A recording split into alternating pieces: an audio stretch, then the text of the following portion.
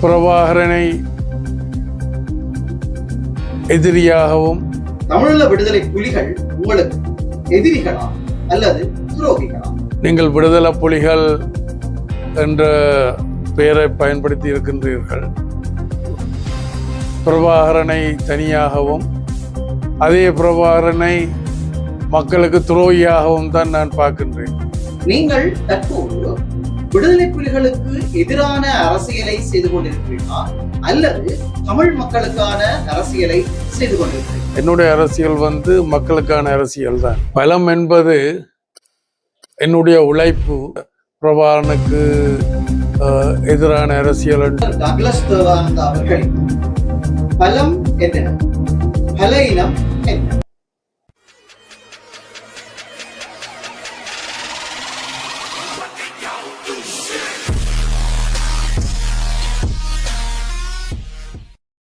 வணக்கம் என் தாயக உறவுகளே, நான் உங்கள் ஆர்கே.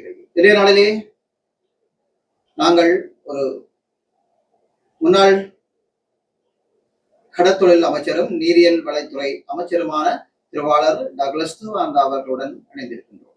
அந்த வகையிலே அவரை இந்த நேரத்தில் வரவேற்றுக் கொண்டு உங்கள் எல்லோருக்கும் அன்பு வணக்கம் கூறி, வணக்கம் ஐயா.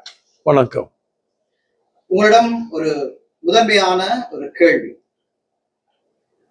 நீங்கள் விடுதலை போராட்ட தலைவர்களில் நீங்களும் ஒருவராக இருந்திருக்கிறீர்கள். அந்த வகையிலே பல அரசியல்களை முன்னெடுத்து வருகிறீர்கள். அந்த ரீதியில் உங்களுடைய அரசியல் பார்வைகளிலும் சரி அல்லது அரசியல் எதிரிகளிலும் சரி, உங்களுடைய அரசியல் வாழ்க்கையிலே அல்லது உங்களுடைய சாதாரண வாழ்க்கையிலே நான் நினைக்கிறேன், விடுதலை புலிகள் உங்களுக்கு எதிரியா அல்லது துரோகியா? நல்ல ஒரு கேள்வி. இதுல எதிரியா துரோகியான்னு சொல்லிக்கல, உங்களுக்கு தெரியும், எல்லா இயக்கங்களும் கிட்டத்தட்ட 52 இயக்கங்கள் இருந்தது. 52 இயக்கங்களும் அந்த தலைமையும் அந்த இயக்க உறுப்பினர்களும் தமிழ் மக்களுடைய நலன்களுக்காக, தமிழ் மக்களுடைய விடுதலைக்காகத்தான் போராட்டத்தில் ஈடுபட்டவர். அப்புறம் ஒரு கட்டத்துக்கு பிறகு உள்முரண்பாடுகள், சகோதர படுகொலைகளுக்கு ஊடாக எல்லாம் சுருங்கி ஒரு 5 பிரதான இயக்கங்களாக மாறியிருந்தது. EROS, EPRLF, PLOTE TELO, Tigers. அப்போ இந்த இயக்கங்கள் இந்த போராட்டத்தை முன்னெடுத்து கொண்டு செல்லியக்கில் அதுக்குள்ளேயும் பிரச்சனைகள் சகோதர படுகொலைகளுக்கு ஊடாக அந்த விடுதலை போராட்டம் ஒரு அழிவு யுத்தத்தை நோக்கி போய்கொண்டிருந்தது. இதில் நான் ஆரம்பத்தில் சொன்னது போல அந்த 5 பிரதான இயக்க தலைமைகளும் அந்த உறுப்பினர்களும் ஒரு நல்ல நோக்கத்தோடு தான் ஆரம்பத்தில் செயல்பட்டவர். ஆனால் இடையில அது திசை திரும்பி போச்சு. அதில் பிரபாகரனுக்கு முக்கிய பங்கு இருந்தது என்னென்று சொன்னால், இந்த உரிமை போராட்டத்தை அழிவு யுத்தமாக மாற்றினதில். என்னை பொறுத்த வகையில் இயக்கங்களுக்கு இடையில ஒரு பொது இணக்கப்பாட்டோட போக வேண்டுமென்றதான் நான் அன்றைக்கு முன்னெடுத்தேன். அதற்கான முயற்சிகளிலேயும் நான் ஈடுபட்டேன். அதுக்கான ஒரு வரலாறு இருக்குது. நான் பல சந்தர்ப்பங்கள்ல அதில் நான் சொல்லி இருக்கிறேன். அப்போ அப்படி இருக்கல விடுதலை புலிகள் எனக்கு எதிரிகளா துரோகிகளான்ற சொல்லிக்கல, நானும் ஒரு மக்கள் நலன் சார்ந்துதான் இந்த போராட்டத்தில் ஈடுபட்டேன். அப்போ நான் மக்கள் நலன் சார்ந்துதான் நான் அதை சிந்திப்பேன். அப்போ இதில் விடுதலை புலிகள் என்றதை நான் 2ஆக பார்க்கிறேன். ஒன்று அதனுடைய தலைமை பிரபாகரன், மற்றது அந்த இயக்கத்தில் விரும்பியோ விரும்பாமலோ சேர்ந்து தங்களை அர்ப்பணிக்கிறதுக்கு முன் வந்தவர்கள். இப்போ 2ஐயும் பிரித்து தான் பார்க்குறேன். அப்போ தலைமை அவ்வளியோ குடிகள் அவ்வளி, அரசன் அவ்வளியோ குடிகள் அவ்வளி என்றது போல அந்த இயக்கத்துக்கு பிரபாகரன் தலைமை தாங்கினபடியினால் பிரபாகரனுடைய கொள்கைகளும் பிரபாகரனுடைய திட்டங்களும் தான் நடைமுறைக்கு வரும். அப்ப அப்படி இருக்கேக்கல இந்த பிரபாகரனுடைய அந்த செயல்பாடுகள் மக்களுக்கு எதிரானதாக என்ற அவைகளுடைய ஒரு நீண்டகால சித்தாந்தம், ஆரம்பகால சித்தாந்தம் என்னென்றால் புலிகள் படைகளை தாக்க, படைகள் மக்களை தாக்குவினம், மக்கள் தங்களுக்கு ஆதரவளிப்பினம் என்றதான் ஆரம்பம் முதல் கொண்டு இறுதி வரை முள்ளிவாய்க்கால் வரையில அவைகளுடைய ஒரு கொள்கையாக அவர்களுடைய ஒரு வேலை திட்டமாக இருந்திருக்கு. இதை நான் ஏற்றுக்கொள்ளேன். என்னுடைய எண்ணம் என்னென்றால் இயன்றவரை இருக்கிறத பாதுகாத்து கொண்டுதான் முன்னோக்கி போக வேண்டும் என்றதுதான் என்னுடைய சிந்தனையும் செயல்பாடாகவும் இருந்தது. ஆனால் பிரபாகரன் அதுலேருந்து ஒரு மாறுபட்ட ஒரு சிந்தனையோடு தான் செயல்பாடு தான் பிரபாகரன் அந்த விடுதலை உரிமை போராட்டத்தை அழிவு யுத்தமாக மாற்றினது காரணம் அதுதான். அப்ப இந்த வகையில மக்களுடைய நலன்கள்ல இருந்து பார்க்கல மக்களுக்கு எதிரிகளாகவும் மக்களுக்கு துரோகிகளாகவும் தான் நான் அதை கருதுறேன். அப்ப இதுலேயும் திருப்பியும் சொல்றேன், அதை ரெண்டா பிரிச்சு பார்க்கிறேன். பிரபாகரனை வேறையாகவும் ஏனைய உறுப்பினர்களை வேறையாகவும் தான் நான் அதை பார்க்கிறேன். அந்த வகையில நான் புலிகள் என்ற சொல்ல பயன்படுத்தாமல் பிரபாகரன் என்றத்தான் நான் அதை முன்னிலைப்படுத்தி சொல்றேன். பிரபாகரன் செயல்பாடு எங்கட மக்களுக்கு எதிரியாகவும் துரோகியாகவும் செயல்பட்டிருக்கிறார் என்றதான் என்னால சொல்ல முடியும். அதுல ஒரு பிரச்சனையும் இல்லை. உங்களுடைய அரசியலிலே பல வியூகங்கள் வகுத்து இந்த அரசியலை நகர்த்திக் கொண்டிருக்கிறீர்கள், நகர்த்திக் கொண்டிருக்கிறீர்கள். அந்த வகையிலே தற்போது நடப்பாண்டிலே உங்களுடைய அரசியல் பாதை அல்லது உங்களுடைய அரசியல் பயணம் அல்லது உங்களுடைய அரசியல் வியூகம் தமிழ் மக்களுக்கான அரசியலை செய்து கொண்டிருக்கிறீர்களா, அல்லது இப்பவும் நீங்கள் தமிழீழ விடுதலை புலிகளுக்கு எதிரான ஒரு அரசியலை செய்து கொண்டிருக்கிறீர்களா? எந்த விதத்தில் நீங்கள் நகர்ந்து கொண்டிருக்கிறீர்கள்? அதாவது இது முதலாவது கேள்வியோடு தொடர்பட்டதாக இருந்தாலும் நீங்கள் அதை பிரித்து கேட்கின்றபடியினால் நானும் அதை பிரித்து சொல்லுகின்றேன். என்னுடைய அரசியல் மக்களுக்கானது. அப்ப இந்த மக்களுக்கானதை முன்னெடுத்து செல்ல முடியாமல் பிரபாகரனுடைய செயல்பாடுகள் அதுக்கு தடையாக இருந்தபடியினால் அதை மக்களுக்கு அதை அம்பலப்படுத்த வேண்டும் என்ற நோக்கத்தில் ஏன்னா நான் நீண்ட காலமாக சொல்லி வந்ததுதான் இன்றைக்கு நடந்து முடிஞ்சிருக்கு. அப்போ நான் அன்றைக்கு என்ன சொன்னான் என்றால் பிரபாகரனுடைய அந்த கொள்கையும் பிரபாகரனுடைய செயல்பாடும் மக்களையும் அழித்து தங்களையும் அழிக்க போகுது. அப்போ இதில் நான் ஆரம்பத்தில் சொன்னது போல பிரபாகரனை வேறையாகவும் அந்த பிரபாகரனுடைய இயக்கத்தில் இருந்த உறுப்பினர்களை வேறையாகவும் தான் பார்க்குறேன். அப்போ அந்த பிரபாகரனுடைய இயக்கத்தில் இருக்கிறவர்களுடைய அழிவு இழப்புகள் அது எங்களுடைய சமூகத்துக்கான ஒரு பாதிப்பாக, அந்த சமூகத்தினுடைய ஒருவனாக அந்த சமூகத்தினுடைய நலன்களை முன்னிறுத்தினவனாக அது என்னையும் ஒரு கொள்கை ரீதியாக என்னையும் பாதிக்கும்.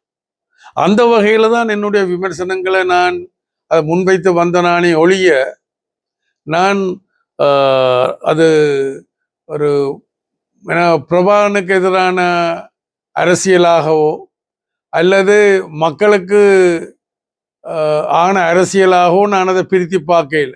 ஏன்னா இந்த போக்குகள், இந்த பிரபாகரனுடைய கொள்கையும் வேலை திட்டங்களும் நான் என்ன சொல்லி வந்தனானோ அதான் நடந்து முடிஞ்சிருக்கு. இதைத்தான் நான் முன்கூட்டியே சொன்னேன். அதால தான் பிரபாகரனுக்கு எதிரானதா அல்லது மக்களுக்கு ஆதரவானதான்ற இது அங்க வருகிறது. பிரபாகரனுக்கு எதிரானது மக்களுக்கு ஆதரவானதான் நான் பார்க்கிறேன். இந்த அவருடைய இந்த கொள்கையும் வேலை திட்டங்களும் மக்களை இடம்பெயர புலம்பெயர இருக்கிறத இழக்க உயிர்களை எங்கட அப்பாவி சொத்துக்களை இழக்க உயிர்களை இழக்கிறதுக்கு காரணமா இருந்தன்றது நான் அண்டையில முன்னுணர்ந்து சொல்லி வந்தேன். ஆனால் அப்படின்னால் பிரபாகரனுக்கு எதிரானதாக அல்ல, மக்களுக்கு ஆதரவாகத்தான் நான் அதை முன்னெடுத்து வந்தேன். நீங்க இந்த கேள்விக்கு பதிலளிக்கும் நேரத்திலே கூறியிருக்கிறீர்கள், பிரபாகரனுக்கு எதிரான அரசியல் மக்களுக்கு ஆதரவான அரசியலாகத்தான் நான் கருதுகிறேன் என்று கூறுகிறேன். இதை மக்கள் ஏற்றுக்கொள்வார்களா? இப்போ நான் கிட்டடியிலையும் நம்முடைய ஊடக நண்பர்களை சந்திக்கின்ற பொழுது அந்த மிச்ச சொச்சம் என்று நான் ஒரு சொற்பதத்தை பயன்படுத்தி இருந்தேன். மிச்ச சொச்சம் என்பது நான் சொல்ல வந்த விடயம் அதாவது ஜெர்மனியில் ஹிட்லர் என்ற ஒரு பாசிசவாதி இருந்தவன், அவனோட கோயபல்ஸ் என்று சொல்லி, என்ன கோயபல்ஸ், ஜோசப் கோயபல்ஸ் என்று சொல்லி ஒரு அந்த ஹிட்லருடைய பிரச்சாரத்துக்கு பொறுப்பானவன். அப்போ அவங்களுடைய சித்தாந்தம் என்னென்றால், ஒரு பொய்யை திருப்பி திருப்பி சொன்னால் அது உண்மையாக பார்க்கப்படும் என்ற வகையில் அந்த பொய்களை சொல்லி சொல்லி ஜெர்மனிய நாட்டை தன்னுடைய முழு கட்டுப்பாட்டுக்களை கொண்டான். அதுக்கு பிறகு உலக நாடுகளை கொண்டு வர வழிக்கிறதுக்குள்ள தான் ஒரு பக்கத்தில் அமெரிக்க கூட்டுப்படைகளும் இன்னொரு பக்கத்தில் சோவியத் யூனியனுடைய கூட்டுப்படைகளும் அதை நசுக்கி அந்த ஹிட்லருக்கு என்ன நடந்ததுன்னு தெரியாத ஒரு வரலாற்றை உருவாக்கி உலகத்தை மீட்டிருந்தார்கள். அப்போ இங்கேயும் பிரபாகரனுடைய சித்தாந்தம் என்னென்றால், ஒரு பொய்யை திருப்பி திருப்பி சொல்லி, அதாவது என்னுடைய ஒரு மாற்று கொள்கை, மாற்று வேலை திட்டம், எனக்கும் பிரபாகரனுக்கும் என்ன முரண்பாடு என்று சொன்னால், பிரபாகரனுடைய கொள்கை வேலை திட்டம் வன்முறை கூடாகத்தான் பிரச்சனைகளை தீர்க்கலாம் என்றதுதான். ஆனால் என்னுடைய கொள்கை வேலை திட்டம் என்ன மாதிரி இருந்தென்றால், இலங்கை இந்திய ஒப்பந்தத்துக்கு பிறகு, இலங்கை இந்திய ஒப்பந்தத்துக்கு முதல் இருந்த நிலைமை வேறு.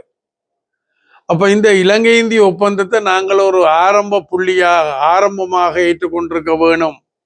இன்றைக்கு நாங்கள் அதை ஏற்றுக்கொண்டு செயல்பட்டு இருந்திருந்தால் நடைமுறையிலேயே நாங்கள் சுயநிர்ணய உரிமை பெற்றிருக்கலாம் என்றதான் நான் அடிக்கடி நீண்ட காலமாக சொல்லிவார். அப்போ இங்கே யார் தவறு விட்டது? பிரபாகரனா, அல்ல இலங்கை அரசா, அல்லது இந்திய அரசா? அப்போ என்னுடைய கணக்கின்படி இலங்கை அரசாங்கமாக இருக்கலாம், இந்திய அரசாங்கமாக இருக்கலாம், அவைகளெல்லாம் தங்கிட நலன்கள்ல இருந்தோன்னு பார்ப்பினோம். சர்வதேச சமூகமும் அப்படித்தான். நாங்களாம் எங்கட நலன்களை பாதுகாத்து அதை முன்னெடுத்திருக்க வேணும்.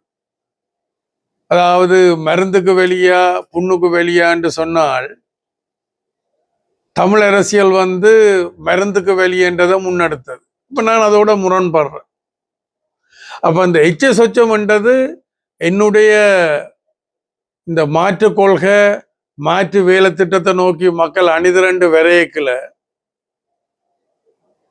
அதை தடுக்கிறதுக்காக என்மேல பூசப்பட்ட சேறுகள் ஒன்று, என்ன கொள்றதுக்கு பல முயற்சிகள், என்ன சுத்தவர இருக்கிற ஆக்களை காணாமல் ஆக்கினது அல்லது கொண்டது, எனக்கு எதிராக சேறு பூசினது.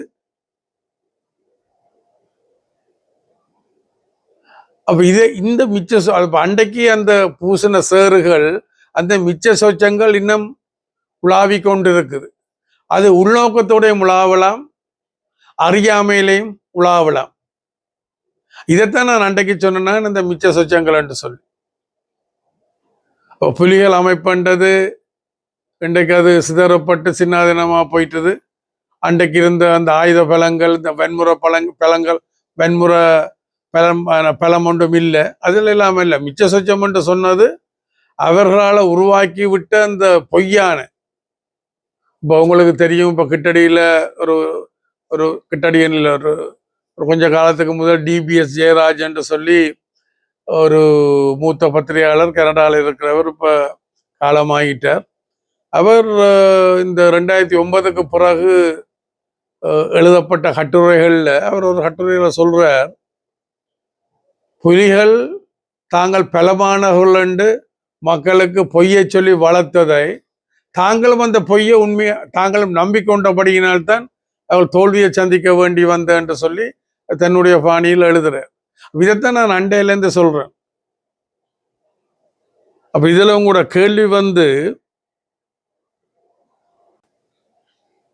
திருவாளர் டக்ளஸ் தேவானந்தா அவர்களின் பலம் என்ன, பலவீனம் என்ன?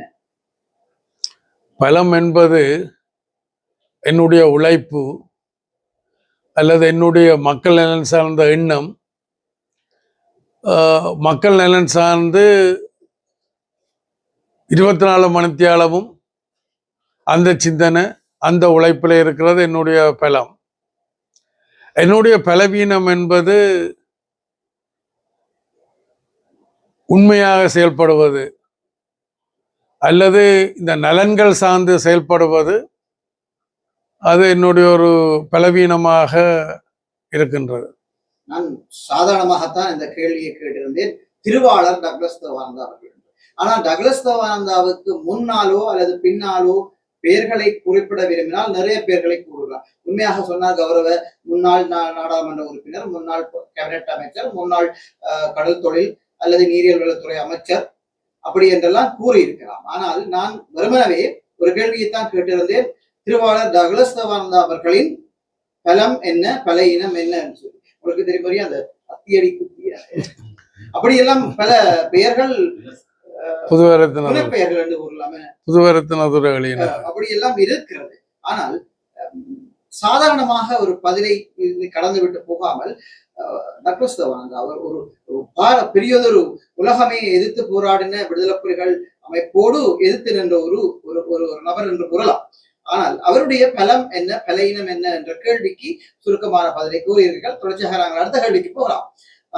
உங்களுடைய அரசியல் வாழ்க்கையிலே உங்களுக்கு தெரியும், 2009ஆம் ஆண்டுக்கு பிறகு நீங்கள் கூறி வருகிறீர்கள், பல நேர்காணலிலே கூறுகிறீர்கள், பல மேடை பேச்சுகளிலும் கூறியிருக்கலாம் என்று தோணுகிறது, சரியாக ஞாபகம் இல்லை. ஆனால் தமிழ் மக்கள் இன்றைக்கு இவ்வளவு இன்னல்களை அனுபவித்துக் கொண்டிருக்கிறார்கள் என்றால் அதற்கு நானும் ஒரு விதத்தில் காரணம் என்று சில இடத்திலே கூறியிருக்கிறீர்கள். அந்த வகையிலே 2009ஆம் ஆண்டுக்கு பிறகு முன்னாள் போராளிகள் கைவிடப்பட்டிருக்கிறார்கள். முன்னாள் போராளிகளாலே கொண்டு செல்லப்படுகின்ற சில கட்சிகள் அனாதரவையற்று, அதாவது சரியான வழிநடத்தல் இன்றி நகர்ந்து கொண்டிருக்கின்றன. அவர்களை எல்லாம் நீங்கள் ஒருங்கிணைத்து, முன்னாள் போராளிகளை ஒருங்கிணைத்து, நீங்களும் ஒரு விடுதலை இயக்க தலைவர் என்ற ஒரு அடிப்படையில் அது கடமைப்பட்டிருக்கிறீர்கள். அந்த வகையிலே அவர்களை ஒன்றிணைத்து அவர்களுக்கு ஒரு நல்ல தலைமத்துவத்தை புகட்டி அவர்களை ஒரு அரசியல் நீரோட்டத்தில் வழிநடத்துறதுக்குரியான ஏதாவது எண்ணங்கள் அல்லது திட்டங்கள் உங்களிடம் இருக்கிறதா? இது இப்ப நீங்கள் இந்த கேள்வியை கேட்கிற நேரத்துல எனக்கு அது உதிர்த்த அல்ல, இதை நான் நீண்ட காலமாக சொல்லி வந்திருக்கிறேன். உங்களுக்கு தெரியும், இந்த 5 பிரதான இயக்கங்கள் இருக்கைகளை கூட நான் அவைகளுக்கு இடையில ஒரு பொது இணக்கப்பாட்டோட செயல்பட வேணும் என்று சொல்லி வந்த நான். அதுக்கு பல உதாரணங்களை நான் சொல்லலாம், கடந்த காலங்களில் சொல்லி இருக்கிறேன். நான் அதுக்கு அப்பயும் தயாராக இருக்கிறேன். அப்போ நான் அதுக்கு கொள்கை ரீதியாக தயாராக இருந்தால் மாத்திரம் போதாது, நான் நடைமுறையில் அதுக்குரிய கொள்ளளவையும் கொண்டிருக்க வேணும். அந்த வகையில தான் இந்த பிரபாரன் விட்டு சென்ற இந்த மிச்ச சொச்சம், அதாவது பிரபாரனுடைய அந்த பொய் பிரச்சாரங்கள் மக்கள் மத்தியில பரவலாக ஈடுபட்டிருக்குது. அந்த தடை அகற்றப்படுமாக இருந்தால் என்னால இதை இலகுவாக செய்திருக்க முடியும்.